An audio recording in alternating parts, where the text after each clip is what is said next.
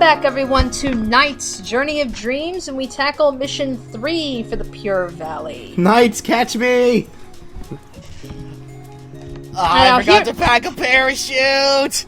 Now, here's the thing with Will's story. So, as I mentioned, in Helen's story, you know, she had a mission where she was on her own, you know, in every world and everything. Will has a set of missions like that as well.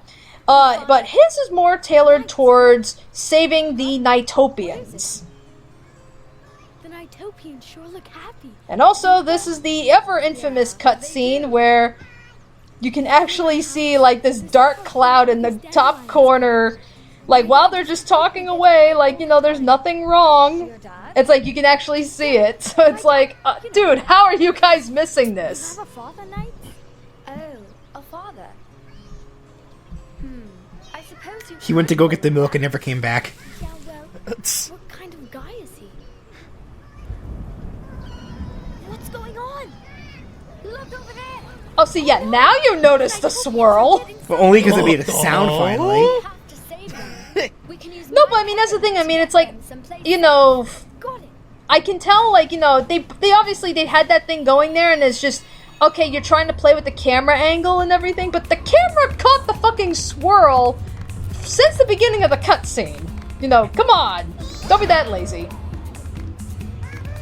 So anyway, object of this mission. Wait, is that one yelling Wahoo? Yay, I'm gonna die! Yeah. No, that's the point, is we are paralooping these guys to safety. But it sounded like So- it sounded like you were saying that before you paralooped him. Yeah, they say, like, wahoo and yay and everything, they do all that. But, Also, Al, get the fuck out of here before we have to paraloop you too. yeah, so yeah, pretty much you are doing this until the time runs out. If 5 NiGHTOpians end up getting sucked up at the very top, then it's a game over. So you just gotta keep your eye on where they're going, watch the little radar in the corner to find where they're going, and just try and paraloop as many as you can. Now, I do know that your grade is dependent on how many actually do get sucked up at the top. So if you end up saving every NiGHTOpian, your chances of getting an A rank are pretty much guaranteed. And then if you miss one, it's a B, miss two, it's a C, so on and so forth down the line. I find it kind of cruel that, like, oh, you can sacrifice, like, what's the one I'm going for? Like, you'd think that if you're saving NiGHTOpians, you can't miss one, but the fact that it lets you miss 5 is kind of cruel. Yeah. Like, casualties. There's a few collateral damage. Casualties have been made. My bigger question though is, can Knights can Knights alter the effects of what his paraloop does? Because we've. I'm sorry. You finish. Well, I mean, because, like, you know, obviously paralooping is one of his, like, you know, one of his most well-known forms of attack. It's what he uses to kill enemies. Yeah, he's using the same exact thing to save the NiGHTOpians. Like, yeah. So it's like, you know, they're pretty much like, yeah. I'm assuming, you know, because he's saying we'll use it to well, basically we're teleporting them to safety, which is, I guess, anywhere but here. And just in case if you're wondering, no, saving all these NiGHTOpians will not affect my dream. So don't think like, you know, okay, I want to get a lot of NiGHTOpians in my dream, I'll just come here and take all these guys. These guys do not end up in my dream. Granted, I don't know why you give a shit about my dream, but yeah, that's pretty much what it is. It's like, even though we're sucking up NiGHTOpians, they're not going into our, you know, shitty chow gardens. Story-driven rescue doesn't affect that, obviously. That's right.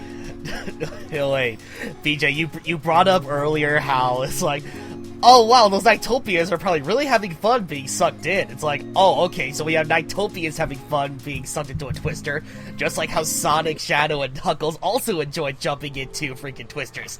Wow, this really is a game made by Sonic Team. We're having a good time. You think so? I don't think. remind me when that happened. Happy as you do. Let's see, Sonic Adventure. Oh man, I forgot what the name of the level was, but there was. In Sonic Adventure, it was like a windmill. Oh god, it was a level involved. Windy Valley. I think so. Okay, but that was Sonic Adventure, and I don't think Knuckles. Yeah.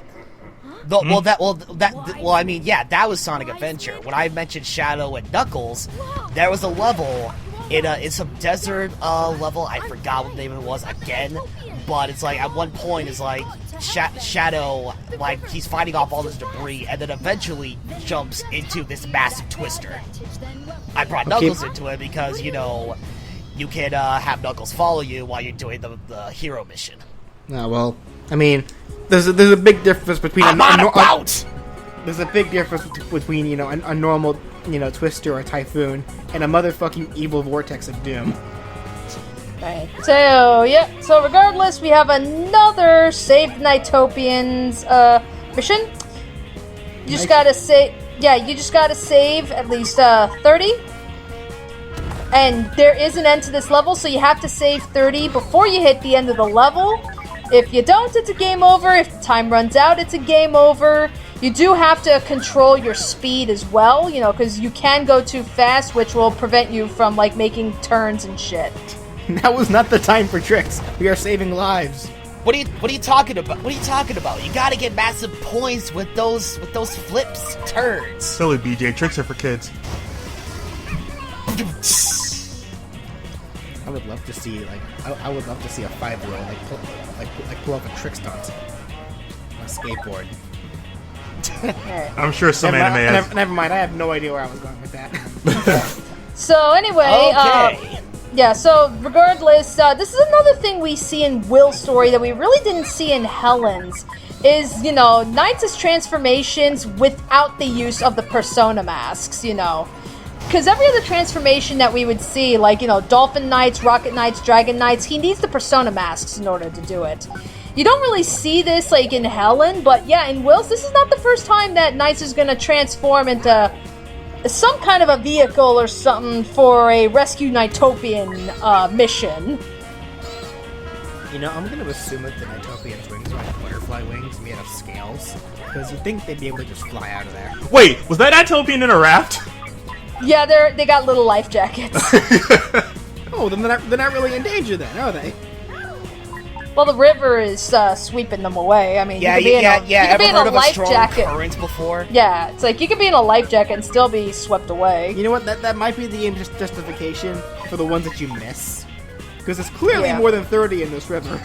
Yeah. I missed a couple, but more collateral damage. Yep, and there we go. We're at the end. Oh, that's done. And how is Will not falling off? This kid is getting fucking whiplash back here. I imagine Knights. Get this fucking kid out of my Knight, stop! Anyway. So I guess it does kind of beg the question, if Knights can always transform, then what's the point of the persona masks? I mean, I guess it's implying that they unlock other transformations that he normally wouldn't have access to, but... I mean, it's like, okay, if he could transform into a boat and everything, then why the fuck do you need to transform into a dolphin? Well, I guess if you keep in mind of what he's transforming into, because when he becomes the dolphin, the rocket, or the dragon, he's physically shape-shifting his body. When he's the boat, he's still technically the same form, he just kind of expands the current body he has. He's not literally altering it into something else. I suppose. He's kind of just deforming it, deforming what he already has. What they don't tell you is that this was the beta concept for Persona 5's Persona Masks. Okay. So, the challenge for Donbalon, we have more obstacles and a longer level to get through. Jesus.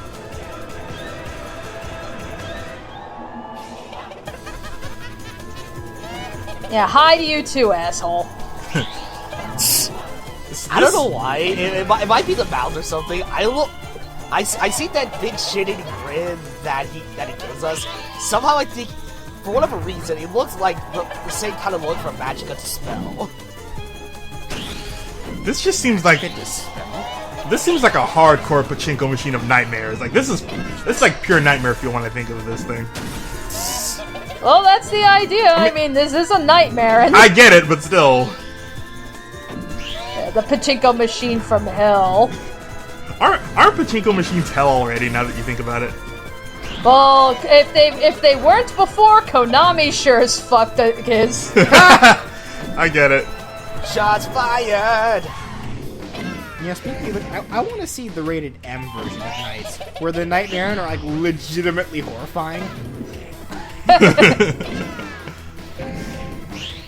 Yeah, well, it's like, well, hey, if Sega had the balls to do it, let alone if they, wanted, hey, let's actually do something other than fucking Sonic Boom. Hey, Sega's done some mature stuff.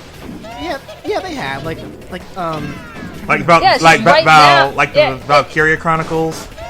Yeah, it's just right now they just seem so hardcore focused on, we have to make Sonic Boom succeed, and it's like, come on, guys. Well, Yeah, you say that, they are making Sonic Mania. Yeah, Sonic's making his comeback.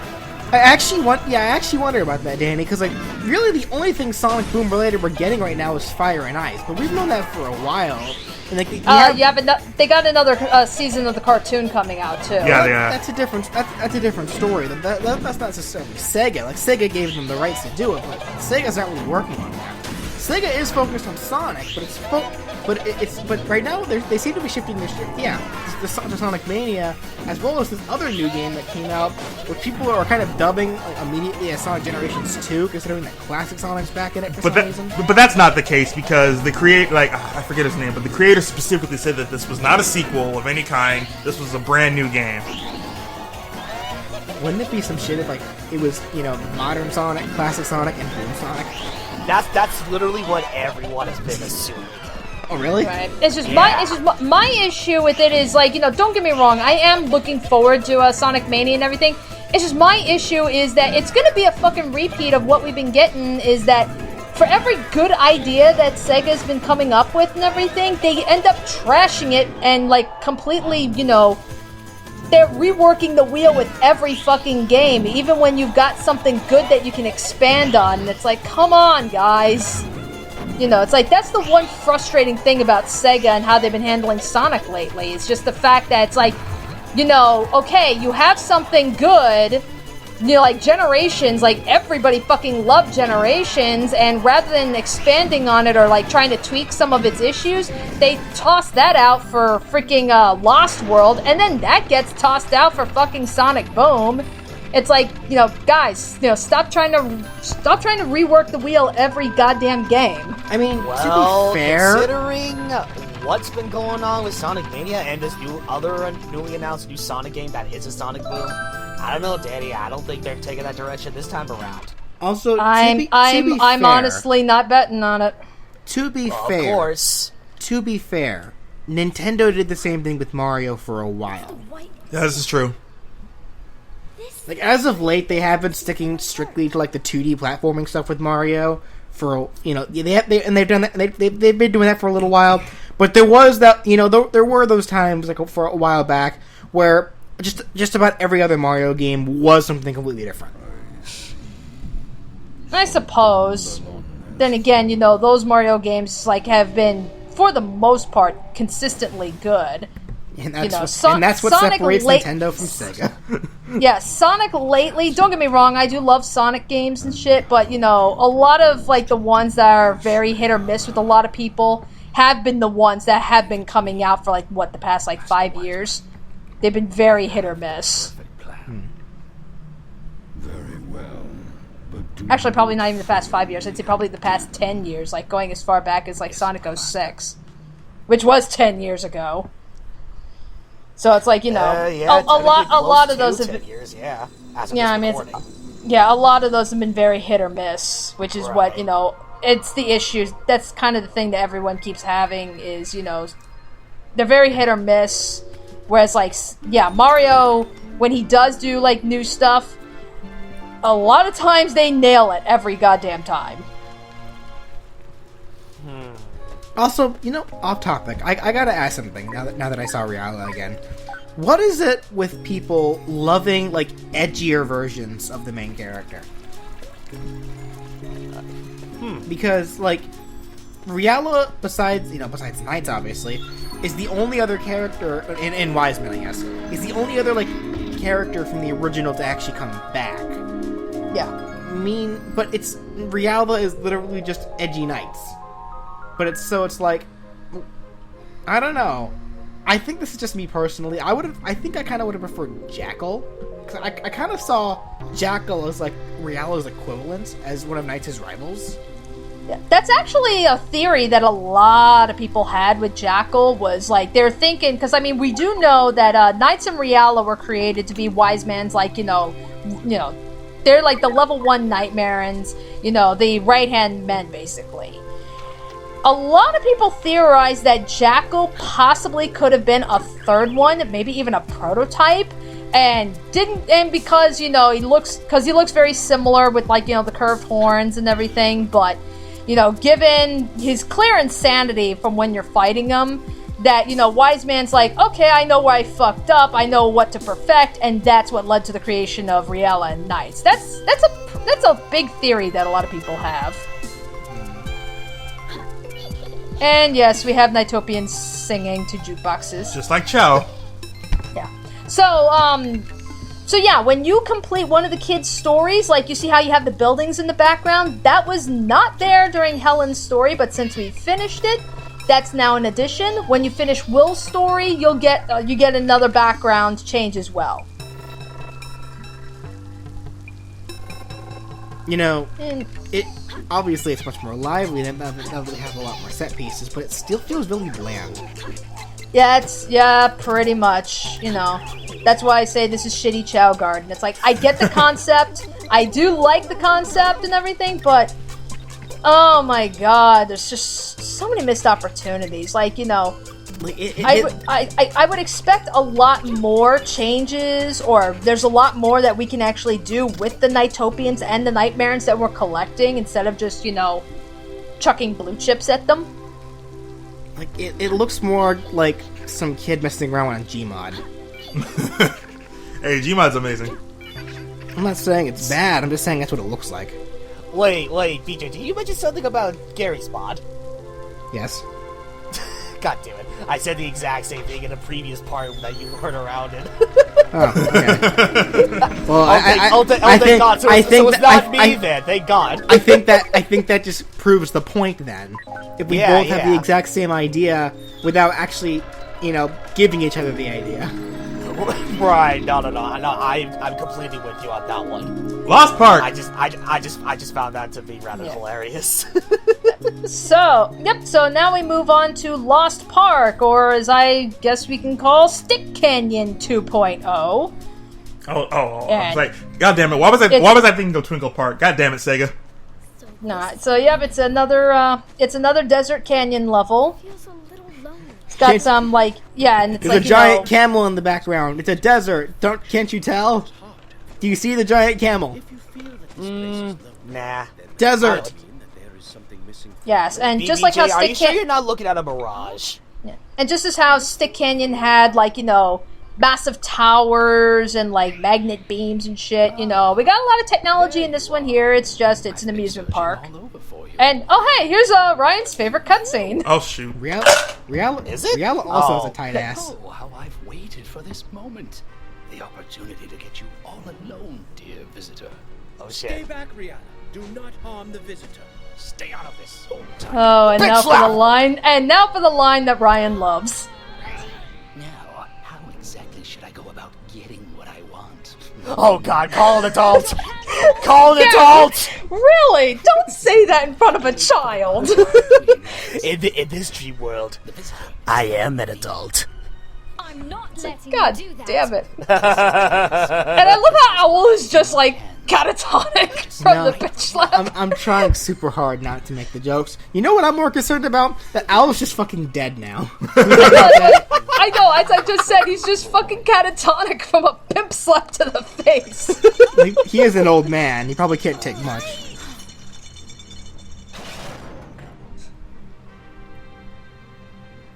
Ooh, I'm so scared. Don't hurt me, Knights.